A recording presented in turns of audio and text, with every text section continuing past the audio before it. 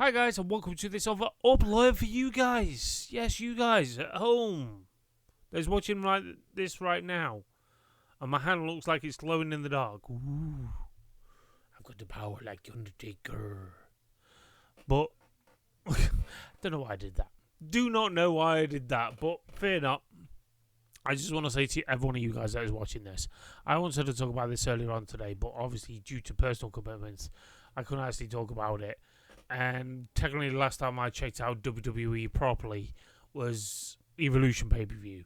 I didn't talk about it properly. I've talked about it on previous uploads, but if you're new around here, that was the last technically thing I watched WWE. At the moment, the weekly product is that sucks. I've tuned out. I want to be honest with you and give you my brass tacks about this. I tried to watch the Hulk Hogan technically tribute show on SmackDown. I turned off, and that's just me being honest with you. So I thought, okay, I've got free time, I'll check out Raw, another tribute show. It's an overkill with the tribute shows, don't get me wrong. They did the same for Eddie. They should have done it for every roster member that's passed away that got fought in that ring. I voiced my opinions towards how I felt about. I was mixed emotions with his death and so on like that. Yes, part of my childhood. But the person in the last 20 years has let himself down. And that's just me being honest. But anyway, this is technically the first thing I've actually sat through that WWE has put together since Evolution pay-per-view. All I can say is Evolution pay-per-view delivered. But I think with the likes of coming up to SummerSlam this coming weekend, I think he's going to... I give them the benefit of the doubt. I'm in mixed emotions about watching it. And that's just me being honest with you guys. I'm in mixed emotions about watching SummerSlam. The card, the way it's been designed, is absolutely weird. They should have divided the card between both nights with obviously the championship matches. Not just stick majority of them all on one night. And there you go, there's your end product. And then night one being like one or two, maybe three title matches. But the one thing that is really I'm hyped for is Forbidden Door. I've been putting songs together for that, producing it on AI, because I can't sing for shit. I cannot sing for shit. Love no money. I can't even rap like John Cena. I can't even bellow out any lyrics. I can't even sing like Jericho. But fear not. I can write songs because I've inherited that part of the family, over the years. It's proven fact. I've not actually released any of my own lyrics in the past. So I'm hoping with my own songs and my own lyrics gives it justice on Forbidden Door vlog. I've written about 9 songs so far. That's including the sound track that's in the intro, to obviously with clips and so on that I'm going to be putting together. I'm hoping that vlog's going to be something special because that's obviously my own work going into that, and I've even got songs for clips where it's fading out to where we go to sleep at night. It's just amazing how this is coming along, and that's just me being honest with you. It's coming along fast and furious. No pun intended towards any films, but I literally can't wait. It's 3 weeks this Saturday. We go to London. I can't believe it's coming around this fast. I've mentioned in the previous upload that Forbidden Door, Pro Wrestling Eve. I've even written a song to go over my clips over Pro Wrestling Eve. Hopefully I get some decent footage from obviously that event, as well as obviously Forbidden Door, what we do whilst we're in London. I'm not going to be putting it all in one long movie sort of style like I normally do. I don't do it in parts. The only time I did it in parts was Clash of the Castle, because obviously YouTube didn't like me putting it all in one. I don't know why, but I'm hoping I don't have that trouble again. But as it stands, it's going to be all in one long video. Hopefully that premieres on... I'm hoping to get home. I get home, into Nottingham about 10 o'clock at night. Might get back, might crash for the night, and then start editing the next day. Or, no, my luck, I'll probably start editing straight away. Because I'm like that for you guys, because I don't want to keep you hanging around. And that's going to be on my vlog channel. It's on the link tree down below. Please do follow me over on Outsets, as well as obviously TikTok and so on. Now, what I want to talk about today is WWE Unreal. Now, these episodes came out the blue. Obviously, we knew it was out today, but we didn't know what time they were going to drop. When I woke up this morning, they were available to watch. I couldn't watch until literally 5 hours ago. Well, 5 hours and 10 minutes. Well, 5 hours and literally started watching it from start to the finish. I was impressed. I could not fault WWE to their credit where it's due. They love to put a different entity towards documentaries. They should have done this format for Total Divas, and that's just me being honest, and Total Bellas. I could have easily got into it. But at least one thing with those documentaries, they drawed in a lot of people into the women's division and started watching it and became wrestling fans from that. So I'm not knocking WWE for doing what they've done in past. Obviously, I've watched Legends House, I've watched all the WWE home video documentaries, I've watched no end of WWE documentaries over the years, even non-WWE ones. From obviously the wrestlers, the territories one that Vice put out, even Dark Side of the Ring, what Vice put out. I love a good documentary or a good bio.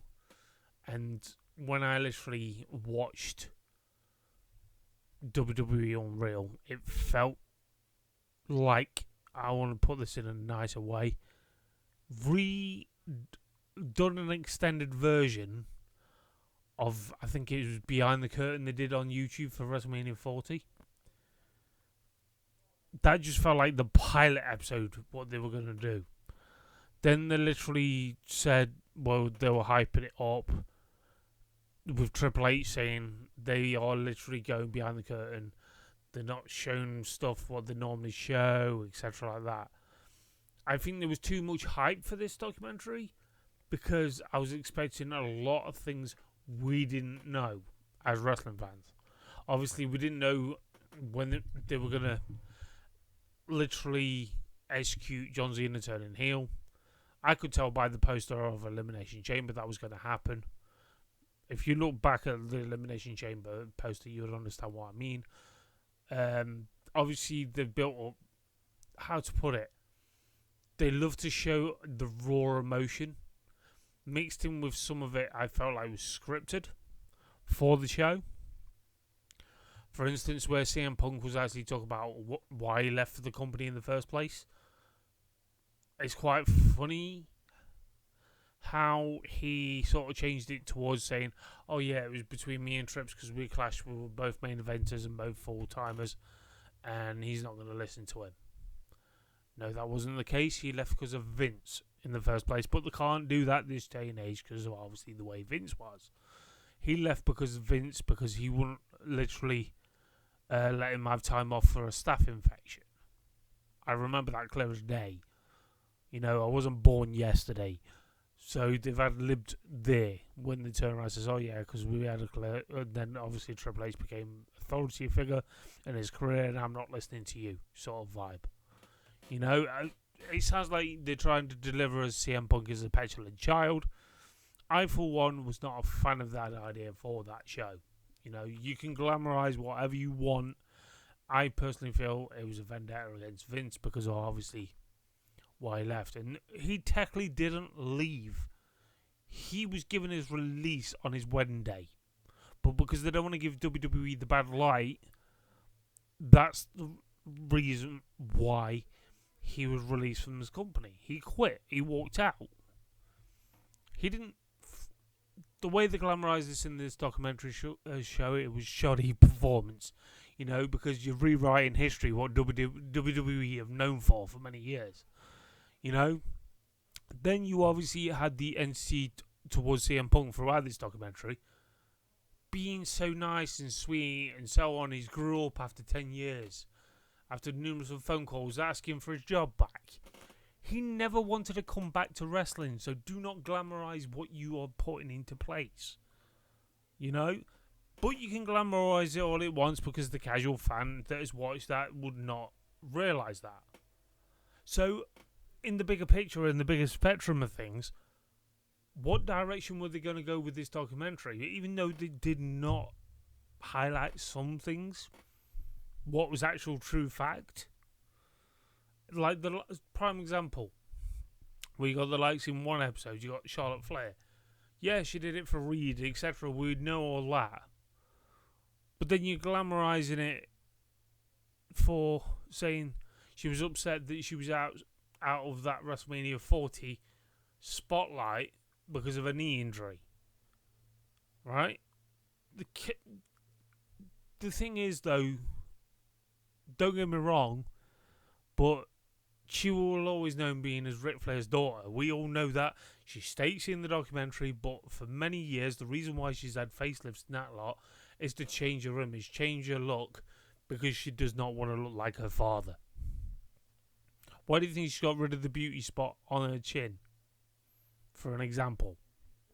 It might be makeup just covering it, but if you know what I mean. It's just, some things have fucking, how to put it, kayfabe, beyond kayfabe. Then you look at the likes of Chelsea Green. You give her side of the things. I was really surprised they actually covered her. But her entity and everything like that towards what WWE were panning out for. I feel like if Charlotte Flair didn't come back from injury, I felt like Chelsea Green would have won the Royal Rumble. It just had that feel by watching that documentary, even though we know the outcome because obviously it's been and gone. Then we had the look of the main event, Jey Uso getting the pull with the plug. Everyone was saying CM Punk to win it. This is where it gets a bit far-fetched because Bruce Pritchard was the only one pitched Jey Uso. But the thing is, where it lies when it comes to the crunch, right? They claim they told him on the day to basically run with it, sort of thing. If he gets it, make it worthwhile, and so on like that. And don't let trips down. Okay, you can glamorize it all you want, but I'm not being funny. Why was the cameras following Jay if he was not told till the day? You got to realize these certain things. That hypothetically, if CM Punk was told that he was going to be winning the Rumble, you think the cameras won't be following him all day? You telling me you didn't know then and then, sort of thing. The one thing I did like about the series is how a small group of people, Travis Scott, Dwayne Johnson, The Rock, whatever you want to class him as, in Cody Rhodes, John Cena, Triple H, Nick Khan, they were the ones that actually knew about the entity towards, obviously, John Cena inserting heel. I like that factor. They kept it so tight-lived, but fans did work it out, though. There was other bits I did enjoy and so on, but the pros and cons with this, it's been and gone. We've already had this, but the con when it comes to seasons like something like this, you only get 5 episodes. Is it worth 5 episodes? Absolutely watching them? Absolutely. Do we, as fans, will demand more? Absolutely. But the thing is, when it comes to Netflix and TV shows now, you don't wait a year to the next one. You wait 2 years sometimes. Like The Last of Us Part 2 to Season 2. Ain't out for another, basically a year and a half now. I don't want that from the WWE. I want that from, let's just say, when they started this documentary series, technically highlighted from Survivor Series last year, although they already technically film parts, I know that. But I mean, like, in general, if this is the road to WrestleMania, I feel like the next one should be technically the road to SummerSlam. So, if they're already filming it, good. They should be, because they're on for a winner there. It will raise the curtain to a lot of people, may raise a few eyebrows to some wrestling fans that don't understand it. But end of the day, what I'm saying to you guys is, I do not want to be waiting 2 years for the next one, because you've already pulled the trigger towards the likes of John Cena winning the title WrestleMania, and he's going into his final year, right? That's where it sort of ends. So I want it continuing from after that into the next part of the series, you know, leading up to SummerSlam and so on, you know, because we need that. We need that other behind the curtain sort of thing. But at least one thing I can actually say with this documentary, it made WrestleMania look good what fans trashed on. I know that sounds a hard thing to do, but they've actually sugarcoated it. They sugarcoated a lot of things what actually happened at WrestleMania that fans didn't agree with. But as well, I liked in this documentary, when you saw the likes of Rhea Ripley being nervous before a match, feeling sick and all that lot, the genuine raw emotion, to the point where you see CM Punk get teary-eyed, talking about professional wrestling. You never thought in a million years you'll see that side of CM Punk. I knew full well CM Punk was getting soft when he had a selfie with me at All In 2022. You can see it on my Instagram if you scroll through my old videos. But the pros and cons with this series, it may be breaking the fourth wall. It may be breaking that kayfabe barrier that professional wrestling's been trying to hide from wrestling fans for many years. But I feel like its time has changed. You made it a reality era in the first place because you're mixing both together. So it doesn't mean anything. This series, I feel like, would have made more of an impact if it was back in the day. You know, back in the golden era. You know, what broke the fourth wall is that behind the wrestler's code, I think it was, or whatever it was Harley Race behind the mask. If anyone's seen that, if you haven't, look it up, the episode's on YouTube. Where that was actually broke the barriers between reality and professional wrestling, from the selling to the heels to the faces. But the thing is, with that that little show they actually put on TV, did tarnish my wrestling fandom. You know, because yes, I knew full well wrestling was scripted. Yes, I knew full well they're predetermined. But I didn't want that barrier to be broken. At least one thing, they didn't break that barrier with this documentary. You know, yes, they saw some like moves that we've not seen for years, or the amount of intrigue and determination for each wrestler to succeed, which I do like that. I like this entity towards the show of Bianca Belair making her own attire, which I do find amazing. Which I didn't know. I thought she had the seamstress that was behind closed doors. You know, it just has that sort of flair and finesse that we need as wrestling fans to break that barrier, to enjoy something that's still kayfabed in that ring, but mix it with reality to make it look legit. You know, that's what I loved about this. I've always loved that about the documentaries. I loved it about the Finding the Treasure ones. I had to watch it online, you know, find the episodes on YouTube, because the thing is, they appreciate the European market, but they don't give that much for the European market, as you might say. You look at the likes of LFG. That's going off. Season 2. I feel like I enjoyed Season 1, don't get me wrong, but it annoyed me some parts. But here in the United Kingdom, we couldn't get to see it, so we had to look on Daily Motion that people have uploaded. They rushed straight into Season 2. I feel like they should technically rush into Season 2 for this show.